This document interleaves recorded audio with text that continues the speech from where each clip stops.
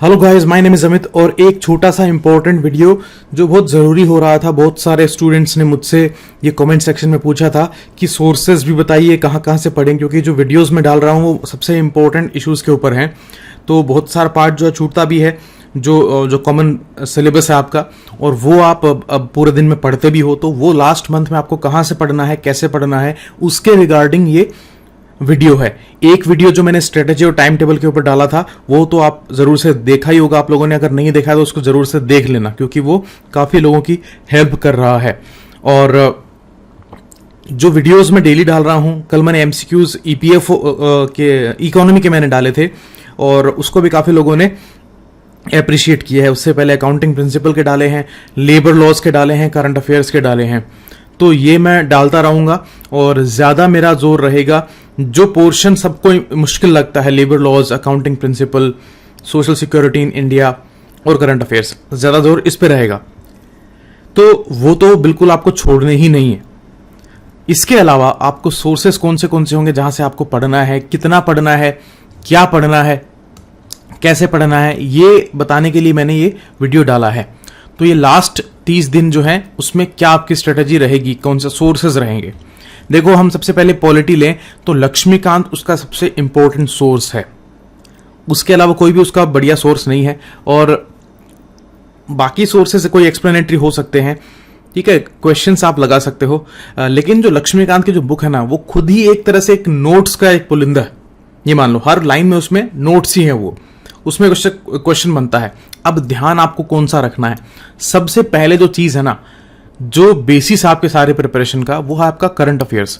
Current affairs में जो issues आते हैं, जिससे रिलेटेड मुद्दे आते हैं, उनके ऊपर पॉलिटी के अंदर जो आर्टिकल्स हैं, प्रोविजंस हैं, इश्यूज हैं, उसके बारे में आपको अच्छे से पढ़ना है। करंट अफेयर्स में ये चीजें मैं डाल भी रहा हूं वीडियोस के अंदर, और जो मेरा स्टडी आईक्यू का कोर्स है उसमें तो मैंने बनाए हुए हैं 32-33 लेक्चर जो है करंट अफेयर्स के मैंने डाले हैं। तो अगर आप कोर्स खरीद सकते हैं तो आप जरूर से खरीद लें, क्योंकि बहुत काम आपके आएगा इस टाइम पर। जो चीजें जो आप एक जगह चाहते हैं ना, सारी की सारी, वो वहां पे आपको मिल जाएंगी। तो करंट अफेयर्स से आपको ये पता लगेगा कि कौन सी चीज पॉलिटी, हिस्ट्री, इकोनॉमी के अंदर मुझे पढ़नी है। तो करंट अफेयर्स तो बिल्कुल भी आप ये मत सोचना कि छोड़ के चले जाएं, ऐसा बिल्कुल नहीं होगा। क्योंकि अगर करंट अफेयर्स छोड़ दिए तो आप इन तीनों के सिलेबस में भी खो जाओगे लास्ट महीने के अंदर। तो एकदम एग्जैक्ट चीजें पढ़नी है। बाकी लक्ष्मीकांत में जो चैप्टर्स कौन से हैं, पार्लियामेंट है, ठीक है, और जो बजटिंग वाला जो प्रोविजंस हैं जो उसी के अंदर आते हैं सारे, लॉ मेकिंग है, पार्टीज हैं, आरटीआई एक्ट है, ये है, लोकपाल के बारे में है, और जो फंडामेंटल राइट्स हैं, डीपीएसपीज हैं, ठीक है, सिटीजनशिप वाला जो चैप्टर है, सीवीसी है, सीबीआई है, ये जो कुछ चैप्टर्स हैं, यूनियन एग्जीक्यूटिव है, प्रेसिडेंट है, सुप्रीम कोर्ट है, हाई कोर्ट है, ये जो चैप्टर्स हैं इनको बिल्कुल ही पक्का करके जाना, इनसे बहुत क्वेश्चन आते हैं, ठीक है। एक जो कॉन्स्टिट्यूशनल हिस्ट्री है ना, जो रेगुलेटिंग एक्ट है 1772 से लेकर और आगे तक जैसे जैसे डेवलपमेंट हुआ है कॉन्स्टिट्यूशन का, वो हिस्ट्री का पार्ट भी है और जो इंडियन पॉलिटी का पार्ट भी है।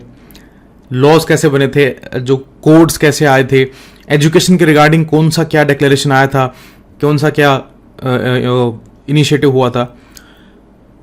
तो ये पॉलिटी के अंदर इंपॉर्टेंट होंगे जो उसकी हिस्ट्री से रिलेटेड हैं। इसके अलावा अगर हम हिस्ट्री की बात करें, जो आपका पोर्शन हिस्ट्री का आएगा वो आएगा फ्रीडम स्ट्रगल वाला। अब ये 1857 के बाद का ही आप पढ़ना, उससे पहले वाले में मत घुसना बिल्कुल भी, क्योंकि आपको एग्जाम क्लियर करना है, आपको सारा पीएचडी नहीं करना है, आपको एग्जैक्ट चीजें पढ़नी है। अब है ना, ऐसा नहीं होगा कि आप शुरू से लेके बैठो चैप्टर को लास्ट तक पढ़ो, ऐसा नहीं टाइम है आपके पास में।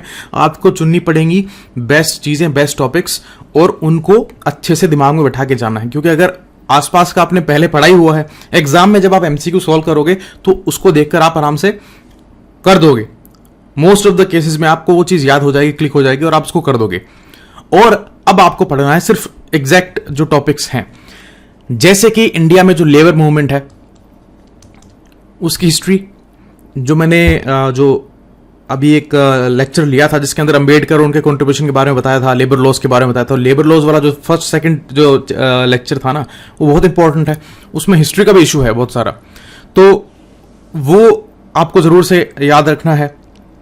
मूवमेंट्स कैसे चले थे, गांधी जी का जो रोल था और अलग अलग जो सत्याग्रह हुए थे वो किस मुद्दे के को लेकर हुए थे, ठीक है, और क्या उनका रिजल्ट रहा था। उसके बाद में कोई नया एक्ट आया या कोई नई शुरुआत हुई या कोई बड़ा रिफॉर्म आया तो उन पे ज़्यादा ध्यान आपको देना है। और इसके अलावा तो जो खासकर जो पीरियड जो हुआ था ना बंगाल पार्टीशन, उसके बाद वाला तो ज़्यादा इंपॉर्टेंट रहेगा ही। इसके अलावा जो इकोनॉमिक हिस्ट्री ऑफ इंडिया है ब्रिटिश राज के अंदर, वो भी बहुत इंपॉर्टेंट है। जैसे कॉटन में हम काफ़ी आगे थे, कैसे वो उसमें बड़ा चेंज आया। जो हमने एक क्वेश्चन देखा था कि भाई फैक्ट्रीज एक्ट वो क्यों लेके आए थे, तो वो अपने इंटरेस्ट के लिए लेके आए थे, जो मैंने आपको लेबर लॉज वाले चैप्टर में बताया था। तो वो चीज़ें हिस्ट्री का भी पार्ट है और बहुत इंपॉर्टेंट है। तो ऐसे क्वेश्चन बहुत आते हैं। कोई ट्रेड यूनियंस जो है वो कैसे स्टार्ट हुई, कौन उनके अग्रणी थे, किसने क्या कहा था, डेवलपमेंटल कोई बड़ा चेंज क्या आया था, ये चीज़ें आपको हिस्ट्री में बिल्कुल पक्की रखनी है। और पर्सनैलिटीज जितनी भी हैं बड़ी बड़ी, उनके रिगार्डिंग अलग से विकिपीडिया पर सर्च कर लेना आप। वो काम आप कभी भी कर सकते हो। एक नाम लिखोगे बाल गंगाधर तिलक और उसकी सारी हिस्ट्री आ जाएगी। और महात्मा गांधी लिखोगे, उनकी आ जाएगी, जो बुक्स उन्होंने लिखी हैं, कौन सी बुक किस इशू को लेकर थी, किस चीज़ का ज़्यादा वर्णन था उसके अंदर, कौन सा न्यूज़पेपर था जो बड़ा इंपॉर्टेंट था। जैसे कि अमृत बाजार पत्रिका है, रातों रात बंद हो गया था, नया एडिशन आया था उसका। तो ये जो चीज़ें हैं ना, ये बहुत इंपॉर्टेंट हैं। नील दर्पण है, वो नील की खेती से जुड़ा हुआ इशू था। बंकिम चंद्र का जो आनंद मठ था वो सन्यासी रिबेलियन से जुड़ा हुआ था। तो ऐसे जो कनेक्शंस जिसके अंदर थे, कोई अंडरलाइंग चीज थी वो जो इंपॉर्टेंट थी और जो एक बड़ा फिनोमेना बन गई, वो चीज आपको ध्यान देनी है। कॉमन चीजों के पीछे बैकग्राउंड भी थोड़ा सा आप मतलब पता करना। तो ये लास्ट मंथ के अंदर आपको इस तरह से पढ़ना है। स्पेक्ट्रम लेना या विपिन चंद्रा की हिस्ट्री ले लेना, कोई सी भी आप एक पढ़ो आप, तो है ना। इस कंफ्यूजन को छोड़ दो कि मैं ये पढ़ूं या ये पढ़ूं, एक पढ़ो कोई सा, दोनों ही इंपॉर्टेंट है। क्योंकि 100% परफेक्ट तो कोई सा भी सोर्स है नहीं। आपको सॉल्व करने हैं हिस्ट्री के अंदर 70% क्वेश्चन मान लो, इससे ऊपर आप कर भी नहीं पाओगे सारे के सारे। तो वो दोनों ही बुक में आपको मिल जाएंगे। और जो करंट अफेयर्स में कोई इश्यू आ गया तो उसको आपको जरूर से वहीं पर बुक खोल के देख लेना है, या विकिपीडिया पे सर्च कर लेना है, या फिर कोई और वेबसाइट पे सर्च कर लेना है वहीं पर। अब बात करेंगे इकोनॉमिक्स की। ये थोड़ा सा ट्रिकी पड़ रहा है कुछ लोगों के लिए। कल मैंने जो एक लेक्चर डाला था उस पर बहुत लोगों ने अप्रिसिएशन दिया। इसका मतलब इकोनॉमी के अंदर जो है गड़बड़ चल रही है बहुत सारे स्टूडेंट्स के अंदर।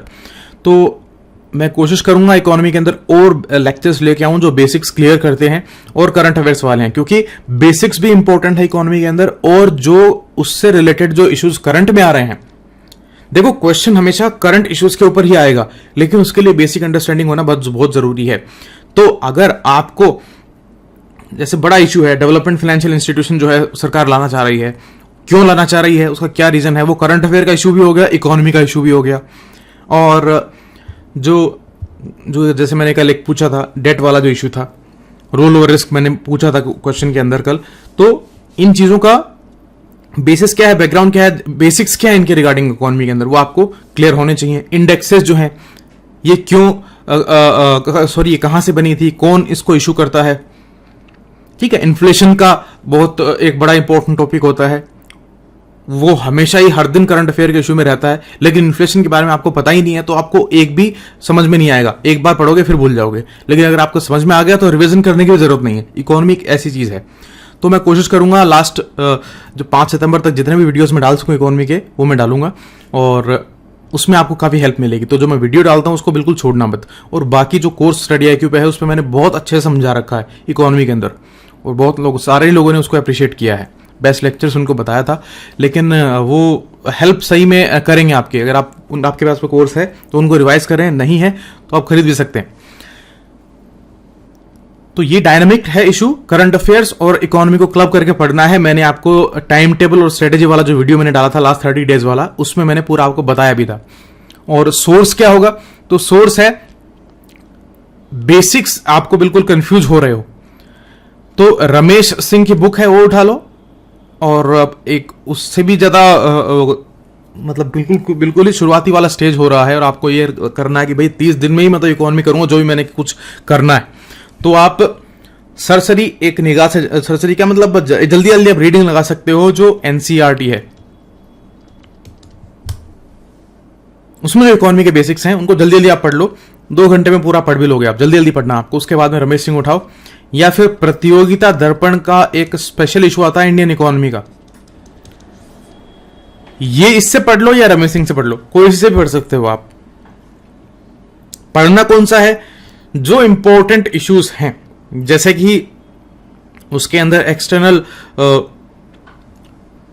जो मार्केट है और जो इन्फ्लेशन से रिलेटेड चैप्टर्स हैं, बिजनेस साइकिल से रिलेटेड चैप्टर है, वो इंपॉर्टेंट होगा, ठीक है। और जो करंट अफेयर के अंदर जो बॉडीज आती है ना, जैसे आईएमएफ है, वर्ल्ड बैंक है, उनके इनिशिएटिव जो आ रहे हैं, वो कहाँ कहाँ क्या क्या इनिशिएटिव ले रहे हैं, कोई बड़ा प्रोजेक्ट है वो कहाँ से फंड हो रहा है, और इंडिया में उसके रिगार्डिंग कौन सा प्रोग्राम चल रहा है, इनिशिएटिव क्या है, मिनिस्ट्रीज की वेबसाइट आपको सारी विजिट करनी है। करंट अफेयर्स का इश्यू होगा लेकिन इकोनॉमी के लिए भी जरूरी है, मिनिस्ट्रीज की वेबसाइट जरूर से वो करनी है, हाईलाइटेड जो उनके प्रोग्राम्स है ना वो वेबसाइट पे दिए हुए होते हैं, और उसका डिटेल आपको देख लेना है कि भाई ये इनिशिएटिव ये स्टार्ट कर रहे हैं और इसमें इसकी फंडिंग इस तरह से होगी, नोडल एजेंसी ये है, नोडल मिनिस्ट्री ये है, नोडल डिपार्टमेंट ये होगा, ऐसे ऐसे। इसके अलावा एनवायरमेंटल इकोनॉमिक्स है, जैसे कि कोई इनिशिएटिव है जो कि क्लाइमेट चेंज के इशू के से जो जुड़ा हुआ है ही, लेकिन उसकी फंडिंग से जुड़ा हुआ है और इकोनॉमी से उसका कोई रिलेशन है, तो वो ऐसे प्रोग्राम आपको जरूर से ध्यान देने हैं, और ऐसे वाले आपको करंट अफेयर में मिलेंगे। इसलिए मैं कहता हूं कि इकोनॉमी और करंट अफेयर को क्लब करके पढ़ना है। जब भी करंट अफेयर पढ़ो, इकोनॉमी को साथ में रखो, बुक को साथ में रखो, ताकि बेसिक्स वहीं से आप हाथ के हाथ पढ़ पाओ, या फिर एक मोबाइल में खोल के रखो और वहीं पे आप उसको सर्च कर लो। आपको नहीं समझ में आ रहा है कि डेट टू जीडीपी रेशियो क्या है, वहीं पे आप सर्च कर लो, लेबर फोर्स सर्वे के बारे में पढ़ना है, वहीं पे सर्च कर लो। ऐसे इस तरह से आपको करंट अफेयर्स और इकोनॉमी को क्लब करके पढ़ना है, बहुत हेल्प आपको मिलेगी ऐसे। तो करंट अफेयर का भी मैंने आपको बता दिया। अब करंट अफेयर के लिए सबसे ज्यादा क्वेश्चन आए हैं कि कहां से पढ़ना है, तो मैंने आपको बताया था सोर्स जो है ना वो 2 सोर्स रख लो, विजन आईएएस है, इनसाइट आईएएस है, जीके टुडे है।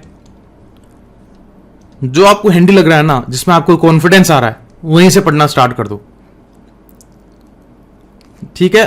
थोड़ा जल्दी जल्दी पढ़ो, जल्दी पढ़ के फोकस आपको कहां करना है, जो मैंने बताया है करंट अफेयर्स में कि क्वेश्चंस का पैटर्न कैसा है। इसलिए मैं कहता हूं कि प्रीवियस ईयर क्वेश्चन देखो एक बार, प्रीवियस ईयर क्वेश्चन इकोनॉमी में देखो, करंट अफेयर में भी देखो, उससे आपको यह पता लगेगा कि क्वेश्चन कौन से वाले ज्यादा आते हैं, कोई स्कीम्स, किस तरह की स्कीम्स में भी जो है टाइप है वो उसमें दिया हुआ है, प्रीवियस ईयर क्वेश्चन के अंदर दिया हुआ है कि ऐसे ऐसे क्वेश्चन ज्यादा पूछेंगे आपसे। कई एकदम सिंपल होंगे, कई थोड़ा सा घुमा के होंगे। इकोनॉमी के अंदर जो जिस टाइप के क्वेश्चंस आते हैं वो आपको प्रीवियस ईयर क्वेश्चन बताएगा, पेपर बताएगा कि ऐसे आपको पढ़ना है, और वो टॉपिक्स पर आपको ज्यादा ध्यान देना है। करंट अफेयर्स में भी सारा सी ऑफ द इंफॉर्मेशन है, ओशन है, लेकिन उसमें भी आपको जल्दी पढ़ना है। फिर आपको जो इंपॉर्टेंट चीज दिखे उसको आपको फोकस करना है, उसका स्क्रीनशॉट ले लो या उसको लिख लो और फिर उसको रिवाइज करते रहो, ऐसे करके। तो ये जो भी सोर्स आप लो, यूपीएससी का जो स्टैंडर्ड होता है वही वाला ले लेना है, लेकिन आपको फोकस किस चीज पे करना है, जो करंट अफेयर इन तीनों टॉपिक से जुड़े हुए हों, पॉलिटी, हिस्ट्री, इकोनॉमी से, और बाकी जो नॉर्मल करंट अफेयर का इशू आता है, बजट से रिलेटेड है, कोई अधिकतर इकोनॉमी के होते हैं। आज के टाइम पे इकोनॉमी के ज्यादा आ रहे हैं, क्यों जो है जीडीपी में फॉल है, नेगेटिव ग्रोथ क्या है, और दुनिया में क्या हो रहा है, वर्ल्ड ग्रोथ का क्या हाल है, इन सब के रिगार्डिंग करंट अफेयर के इशू आते ही रहते हैं। ये रिपोर्ट कहां से आ रही है, ये रिपोर्ट क्या बता रही है, ऐसे ऐसे इनको बहुत ध्यान से पढ़ना है। हाँ, एक और चीज, जो द हिंदू और इंडियन इकोनॉमी का इंडियन एक्सप्रेस जो न्यूज़पेपर्स है ना, इनके अंदर एडिटोरियल्स जो आते हैं वो किसी टॉपिक के ऊपर आते हैं कि भाई मुद्दा ये चल रहा है, इस पे मिनिस्ट्री में डिस्कशन चल रहा है, इसमें एकेडमिया में डिस्कशन चल रहा है, और इसमें बड़े इनिशिएटिव्स की बात हो रही है, और ये प्रॉब्लम है, ये सॉल्यूशन है। इसी चीज पे एडिटोरियल्स होते हैं। इनमें कौन सा टॉपिक डिस्कस हो रहा है, वो मेन चीज इशू क्या है, वो आपको ध्यान देना है। करंट अफेयर के अंदर क्वेश्चन उससे आएगा, यूपीएससी वहां से उठाता चीजें, ये बहुत बड़ा टिप है। और पीआईबी के जो डेटा होते हैं ना उनको ज्यादा ध्यान रखना। कई सारे करंट अफेयर की वेबसाइट के ऊपर पीआईबी सोर्स दिया हुआ होता है, तो पीआईबी वाला डेटा ज्यादा इंपॉर्टेंट है, वो ज्यादा पूछा जाता है। ठीक है, अब बात है लेबर लॉज की। लेबर लॉज एक तो जो वेबसाइट है मिनिस्ट्री की, उस पर आप देखेंगे लेबर लॉज की हिस्ट्री पे मैंने लेक्चर बताया ही था, आपको पढ़ाया था। और जो मैं लेक्चर्स डालूंगा अभी चैनल के ऊपर, वो आपको एक भी नहीं छोड़ना है। और जो कोर्स मैंने बनाया था वो तो इंपॉर्टेंट है ही इस मामले में। लेबर लॉज और इंडस्ट्रियल रिलेशन ये दोनों एक से सही हैं, एक ही हेडिंग के अंदर ये लिए हुए हैं, IR एंड LL। तो ये मेरा कोर्स इस पे जो है अच्छा बताया स्टूडेंट्स ने, और जो मैं लेक्चर्स डालूंगा वो भी बहुत इंपॉर्टेंट हैं। इसके अलावा सर्च आपको करना पड़ेगा, क्योंकि इसका जो मैटर है ना वो कोई एक बुक मैंने नहीं दिया हुआ है, और कोई बुक जो है ना वो तो स्पेसिफिक एग्जाम के लिए कोई भी बुक नहीं है इनके लिए। लेबर लॉज की अगर कोई बुक है तो वो 1000 पेज की है, वो इंडिया के लेबर लॉज के ऊपर है। और IR के जो इश्यूज हैं वो भी बहुत डिटेल में किसी बुक में होते हैं, वो आपके एग्जाम ओरिएंटेड नहीं होती है वो बुक, वो तो पोथे होते हैं बहुत बड़े बड़े। इसलिए आपको सर्च करना पड़ेगा, टॉपिक लिखने पड़ेंगे, इसमें लिस्टिंग कर लो आप कि ये आपको नहीं समझ में आ रहा है। जो सबसे इंपॉर्टेंट टॉपिक हैं वो तो मैं इन लेक्चर्स में जो मेरे आएंगे उनमें मैं बताऊंगा ही, बाकी आप लिस्ट कर करके उनको सर्च कर सकते हो। जैसे कि अप्रोचेस वाले क्वेश्चन है तो वो आप सर्च कर सकते हो। एक सबसे इंपॉर्टेंट बात, प्रीवियस ईयर क्वेश्चंस आप इसमें देखो कि कैसे क्वेश्चन आए हुए हैं। जैसे कि ILO से रिलेटेड बहुत क्वेश्चन आए हैं, तो ILO के बारे में पूरा आप डिटेल में पढ़ लो। मेरे लेक्चर में भी मैं क्वेश्चन इसके बनाए हैं मैंने, और भी बनाऊंगा। ILO को पूरा पढ़ना है, इंडिया में लेबर मूवमेंट का क्या स्थिति है, क्या चल रहा है। और सबसे बड़ा इशू है लेबर कोड्स वाला। लेबर कोड्स में जो नए चेंजेस हैं वो बहुत इंपॉर्टेंट है। लेबर कोड्स तो पूरा ही पढ़ के चले जाना। जो इसके ऊपर मैं क्वेश्चन बनाऊंगा भी, अभी लेक्चर भी आएगा, उसको बहुत ध्यान से आपको देखना है। जो 4 लेबर कोड्स हैं तो वो बिल्कुल छोड़ने नहीं है आपको। बाकी जो मोर इंपॉर्टेंट लॉज जो हैं, जो पहले हैं, वो मैंने लेक्चर में भी डिस्कस किए हैं, कोर्स में भी डिस्कस किए हैं। नेक्स्ट है अकाउंटिंग प्रिंसिपल। मैंने इसका सोर्स आपको बताया था, 11th क्लास की CBSE की बुक है, उसमें टॉपिक्स दिए हुए हैं। देखो एक चीज आप ध्यान रखो इस लास्ट मंथ के अंदर, रिग्रेट और फ्रस्ट्रेशन को साइड में रख दो, वरना आप जो भी कुछ पढ़ोगे, मेहनत करोगे, परफॉर्मेंस दोगे ना, वो भी सारी गर्त में चली जाएगी। रिग्रेट को छोड़ दो कि पहले पढ़ा नहीं पढ़ा, कुछ भी नहीं। आप ये सोचो कि आप कोई दूसरी दुनिया से आए हो और आपको ये दिया है कि आप 1 महीने पढ़ लो पूरा मन लगा के, हो सकता है आपका सिलेक्शन हो ही जाए। तो ऐसा दिमाग रख के आपको पढ़ना है, उससे आपको सबसे ज्यादा याद होगा, सबसे ज्यादा दिमाग में चीजें बैठेंगी। तो जनरल अकाउंटिंग प्रिंसिपल के अंदर टॉपिक्स हैं और बुक में आप उनको डिटेल में पढ़ो। जो मैंने टाइम टेबल में जो इसका स्लॉट रखा है वो बहुत सोच समझ के रखा है, उसका टाइम आप बढ़ा सकते हो, क्योंकि क्वेश्चंस काफ़ी आए हुए हैं। और जो मैं लेक्चर्स डालूंगा वो तो इम्पोर्टेंट हैं ही, और बाकी इसमें समझने का थोड़ा पार्ट ज़्यादा होता है। इसलिए जो कोर्स मैंने बनाया था स्टडी IQ के ऊपर, उसमें थोड़ा डिटेल में मैंने बताया हुआ है कि कैसे कैसे एंट्रीज होती हैं, जनरल में कैसी होती हैं, ये होती हैं। तो वो आपने देखा ही होगा और भी सोर्सेज से आपने पढ़ा होगा, लेकिन समझ में आना बहुत ज़रूरी है। इकोनॉमी के अकाउंटिंग प्रिंसिपल के अंदर ये इशू है, तो उसको समझना पड़ेगा आपको। इसके अंदर हरी नहीं करनी है आपको। जो पढ़ो 30 दिन में वो एकदम पक्का होना चाहिए अकाउंटिंग प्रिंसिपल के अंदर, क्योंकि एक सेक्शन है, इस एक सेक्शन को आप थोड़ा सा बिल्कुल ही नहीं पढ़ा ना, तो 30 दिन में जितना पढ़ो वो सफिशिएंट होगा। बिल्कुल नहीं पढ़ा तो अगर पहले पढ़ा है तो उसको कंसोलिडेट करना है, लेकिन अगर बिल्कुल भी नहीं पढ़ा है ना, तो इस 30 दिन में जितना हो सके उस टाइम टेबल के अकॉर्डिंग जो मैंने वीडियो बनाया था उतना पढ़ो। और बाकी चीजें भी बहुत सारी हैं। क्वेश्चन जो आपके है ना 120 आएंगे, तो 100 क्वेश्चन आपके पास में, आपके हाथ में है। अकाउंटिंग प्रिंसिपल के जो बेसिक सिंपल क्वेश्चन है ना वो तो आपसे हो ही जाएंगे, तो मैं लेक्चर्स भी डालूंगा उसके ऊपर। प्रीवियस ईयर क्वेश्चन का जो सोल्यूशन का एक लेक्चर है वो भी मुझे डालना है, वो भी मैं डालूंगा, जो सारा पेपर है। बाकी 30 दिन में जो भी आप पढ़ सको, समझ सको और वीडियोस को फॉलो कर सको, वो आप करना। लेकिन रिग्रेट मत करना अकाउंटिंग के अंदर। मैंने ऐसे स्टूडेंट बहुत सारे देखे हैं जो अकाउंटिंग के लिए ही हमेशा जिनका रोना चलता रहता है और बाकी सब चीजें जो है छोड़ देते हैं उसी रिग्रेट में, और फिर उससे कुछ भला भी नहीं हो पा रहा है, क्योंकि वो समझ में भी कम आ पा रहा है उन स्टूडेंट्स को जिन्होंने कुछ भी नहीं पढ़ा है, और उसके चक्कर में बाकी सारे छोड़ दिए उन्होंने।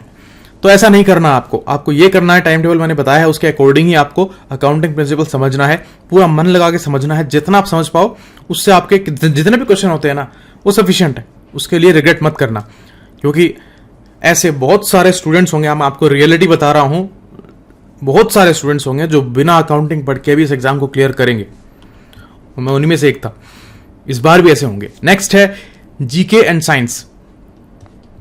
ये देखो करंट अफेयर के ऊपर इस पर डिपेंडेंट आपको रहना है। अब अगर आपने साइंस की एनसीईआरटी उठाई है, ल्यूसेंट की जीके पढ़ने बैठ गए, आप जनरल अवेयरनेस कहीं पढ़ने बैठ गए, तो जो है ना you will miss the train. नहीं, ये डूब जाएगी ऐसे इस टाइम पे अगर टाइम खराब करोगे इन चीजों के अंदर। तो करंट अफेयर्स में जो भी कुछ आता है उस पर ध्यान दो बस। कोई इशू जैसे कि बिजली गिर रही है, बिजली गिरने वाला जो इशू है ना वो अभी न्यूज में रहा है, और कोई ग्रेविटी है, भूस्खलन हो रहा है, इन चीजों के पीछे साइंटिफिक बेसिस क्या है वो पढ़ लो। ये करंट अफेयर का इशू है। ऐसे ही बिजली गिरने के ऊपर यूपीएससी ने भी क्वेश्चन पूछे हैं, क्यों गिरती है, क्या जो है बादलों का इशू होता है, कैसे पॉजिटिव नेगेटिव होता है ना, और क्यों दो पोल्स बन जाते हैं, अर्थ के ऊपर क्यों बिजली गिरती है, इस तरह की चीजें। मतलब उसका जो बेसिस है वो आपको देखना है। तो ये इंपॉर्टेंट है। सोलर सेल्स हैं जैसे कि, तो उसके अंदर जो टेक्नोलॉजी है वो बहुत इंपॉर्टेंट है। फोटोवोल्टेइक, उसके रिगार्डिंग जो बेसिक साइंस के अंदर क्या जो है बेसिस हैं, तो वो आपको पढ़ लेने हैं। ऐसे आपको करंट अफेयर से उठा के चीजें पढ़नी है। बाकी प्योरली आप इस टाइम पर मत उठाना, वरना आपका टाइम ज्यादा खराब हो जाएगा। Next maths. ये जो है सेक्शन मैंने आपको बोला था, ये आपको नंबर दिलवाएगा, बहुत अच्छे नंबर दिलवाएगा। ये 75 मार्क मैंने बताया था। ये 3 जो टॉपिक्स हैं ये आपको नंबर दिलवाएंगे। मैथ्स की प्रैक्टिस बहुत अच्छी आपको करनी है। जैसे अकाउंटिंग में आपने मन लगाया होगा ना, वैसे ही आप मैथ्स में मन लगाओ, उस चीज़ों को समझो। मैं कह रहा हूँ बहुत सारे वीडियोस अवेलेबल हैं, जो मेरा कोर्स है उसमें भी वीडियोस अवेलेबल हैं, बाकी भी यूट्यूब पे बहुत जगह पर वीडियोस हैं टॉपिक्स के ऊपर। तो टॉपिक लिस्ट बना लो कि भाई ये मेरे को टॉपिक सबसे मुश्किल लग रहा है, और उसके ऊपर वीडियो सर्च करो, और वो टॉपिक आपको समझ में आ जाएगा। बेसिक समझ में आ गया, आपके क्वेश्चन होने लग जाएंगे। प्रीवियस ईयर क्वेश्चन जो है उसको देखो, उससे आपको समझ में आएगा कि कितना तक लेवल आ रहा है। ठीक है, क्योंकि इसके लिए मैंने 2.5 घंटे बताए थे आपको, जो आप टाइम टेबल के स्लॉट के अंदर, अगर आप उसको फॉलो कर रहे हैं तो उसमें आप प्रीवियस ईयर क्वेश्चन सबसे पहले आपको देखना है, फिर आपको लेवल पता लगेगा, और उस हिसाब से लिस्टिंग करो और फिर उनको सर्च करो। इतना ही आपको काम करना, आपको समझा देगा, अपना वीडियो समझा देगा। अगला जो भी टीचर समझाने वाला है समझाएगा, अच्छा ही समझाएगा, और वो समझ में आ गया तो फिर आप आराम से प्रैक्टिस भी कर पाओगे। लेकिन बहुत अच्छी तैयारी करनी है आपको। मैंने बोला था आपका सारा सिलेक्शन इस वाले पे टिका हुआ है। जो लोग इसमें अच्छे हैं ना, वो पक्का इसमें कमजोर होंगे, तो उनके लिए तो ये सक्सेस की है। ये 3 जो टॉपिक्स हैं, मैथ्स, इंग्लिश और मेंटल एबिलिटी, 75 मार्क्स तक ये दिलवा सकते हैं आपको ये सेक्शन, और बहुत बड़ी बात है ये। और जो 75 तो मिनिमम है, उसमें ज्यादा भी हो सकते हैं। जैसे कि 20 क्वेश्चन तो इंग्लिश पे आए हुए हैं, 20 फिर इन दोनों में आएंगे, तो 40 और 2.5 को गुना करते हो तो 100 होते हैं मार्क। मतलब 75 से लेकर 100 तक मार्क्स आप इसमें गेन कर सकते हो, क्योंकि जो लेवल आता है ना वो सिंपल ही आता है, ज्यादा मुश्किल नहीं आता है। जिन लोगों ने एसएससी बैंक की अच्छी तैयारी करी है, बहुत अच्छी, जिन्होंने जैसे एग्जाम निकाले भी हुए हैं इस फील्ड में, उनके लिए तो ये सेक्शन बिल्कुल ही मक्खन होगा। तो उनको और कंसोलिडेट इसको करना है। कोई भी एसएससी बैंक के लेवल की जो बुक है उनको उठाओ, और उनसे आपको सफिशिएंट मैटर मिल जाएगा। क्योंकि जो लेवल इसमें आएगा ना, मैंने पहले भी आपको बोला था, वो इतना टफ नहीं आने वाला है। यूपीएससी जो है इन चीजों में परफेक्शन नहीं मांगता है। एसएससी बैंक ये तो परफेक्शन मांगते हैं कि आप मैथ्स और इंग्लिश में एकदम परफेक्ट हो और जल्दी जल्दी सॉल्व करो, लेकिन यहां ऐसा नहीं है, क्योंकि आपको बहुत कुछ और भी पूछा जाएगा, इसलिए उसमें परफेक्शन की जरूरत नहीं है। तो बेसिक भी आपने मैथ्स अच्छा कर लिया, बहुत अच्छी आपकी हेल्प मिलेगी इसमें। और वही एसएससी या बैंक, एक कोई बुक ले लो मैथ्स की, आप आरएस अग्रवाल जैसे है, उससे आराम से आप प्रैक्टिस कर सकते हो। टॉपिक सर्च करो, फिर उसकी प्रैक्टिस करो उन टॉपिक्स के ऊपर। जो प्रीवियस ईयर क्वेश्चन में जो टॉपिक आए हैं उनको लिख लो सारे को, और उनको सर्च करके उनसे रिलेटेड इश्यूज सारे पढ़ लो। इंग्लिश बहुत स्कोरिंग सेक्शन है, 20 क्वेश्चन आएंगे, आराम से आप 15 से 18 क्वेश्चन कर सकते हो इसमें। एंटोनिम, सिनोनिम्स, वही बात है, एसएससी वाला लेवल जो है उठाना है, वो बुक उठानी है, एसपी बुक्स की उठाओ, कोई भी बुक है वो उनको उठाओ और प्रैक्टिस करो। इतनी हजारों बुक अवेलेबल हैं इंग्लिश की प्रैक्टिस के लिए, मैथ्स की प्रैक्टिस के लिए, मेंटल एबिलिटी की प्रैक्टिस के लिए, कि इस सेक्शन में आपको सोर्स की दिक्कत नहीं होने वाली है। उसमें चूज मत होना कि मैं इस वाली बुक को उठाऊं या इस वाली बुक को उठाऊं। कोई भी बुक उठाओ, जो भी बुक उठाओगे उसमें इस एग्जाम के लेवल का तो दिया ही हुआ होगा, बस प्रैक्टिस आपको करना है इस सेक्शन को, और बिल्कुल बिना स्ट्रेस के, बिल्कुल इंटरेस्ट लेके मजे में जो है ये तीनों जो टॉपिक हैं आपको प्रैक्टिस करने हैं। सबसे ज्यादा मार्क आपको ये दिलवाएंगे, ठीक है ना। चिंता इन तीनों की ज्यादा करना आप, औरों के अंदर आप स्कोर 50% ही कर पाओगे, लेकिन इनमें आपको बहुत अच्छा स्कोर करना है। अगर इसमें स्कोर कम हो गया तो ऊपर वाले में आपको थोड़ा अच्छा करना ही पड़ेगा। एग्जाम से पहले एक पेपर सॉल्व कैसे करना है एमसीक्यूज वाला, वो मैं एक वीडियो जरूर से डालूंगा ताकि थोड़ा सा आपको तरीका आए।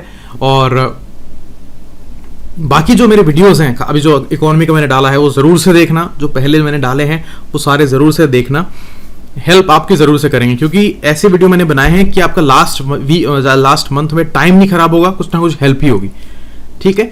तो ये थी बात सोर्सेस की। और जो लोग वर्किंग हैं और जो छुट्टी वुट्टी नहीं ले सकते हैं, पहली तो बात ये होगी कि आप छुट्टी ले लो, 1 महीने की तो ले ही लो, क्योंकि ये एक आपका लाइफ चेंजिंग एग्जाम हो सकता है, क्योंकि इसमें एक ही फेज आपको क्लियर करना है, फिर सीधा इंटरव्यू होगा। और इंटरव्यू के लिए तो हम बाद में सारा चलाएंगे, सारी हेल्प आपको मिल जाएगी, लेकिन ये आपके लिए बहुत इंपॉर्टेंट है। तो कैसे भी करके, कुछ भी करके 1 महीने का आप टाइम निकालो।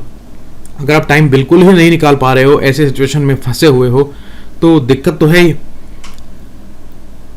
तो आपने अगर आप ऐसा स्थिति में हो तो आपने जरूर पहले से कुछ ना कुछ तैयारी करिए। जीएस भी पढ़ा होगा, ये सब भी पढ़े होंगे। तो एक तो जो लेक्चर्स मेरे आ रहे हैं इसके ऊपर, वो आप वर्क टाइम में भी देख सकते हो। कोई जॉब कर रहा है, बीच में लंच भी होता है, तब भी आप वो वीडियोस जो मैं डाल रहा हूँ डेली, वो तो आप देख ही सकते हो। बाकी इस टाइम के अंदर मैथ्स, इंग्लिश, मेंटल एबिलिटी की प्रैक्टिस अच्छी रखना। मैंने बोला है 75 मार्क तक आप ले सकते हो। तो वो जो लोग वर्किंग हैं वो इस सेक्शन पे ज्यादा ध्यान देना, और ये जो लेबर लॉज, इंडस्ट्रियल रिलेशंस वाला जो सेक्शन है, इस पे ज्यादा ध्यान देना। तो इस तरह से आप 100 से ऊपर मार्क जो है प्राप्त कर सकते हो इन्हीं सेक्शंस के अंदर। और बाकी हिस्ट्री, पॉलिटी, इकोनॉमी में जो भी आप कर पाओ, करंट अफेयर में जो भी कर पाओ, वो अलग चीज है। तो ये था बड़ा इंपॉर्टेंट लेक्चर, और थैंक्स अ लॉट। मेरे वीडियोस के अलावा जो आपको प्रिपरेशन करनी है, हो सकता है उसमें काफी हेल्प में आपको मिल जाए, ठीक है, इनसाइट थोड़ा मिल जाए आपको। Thanks a lot, keep watching, it was Amit Saini.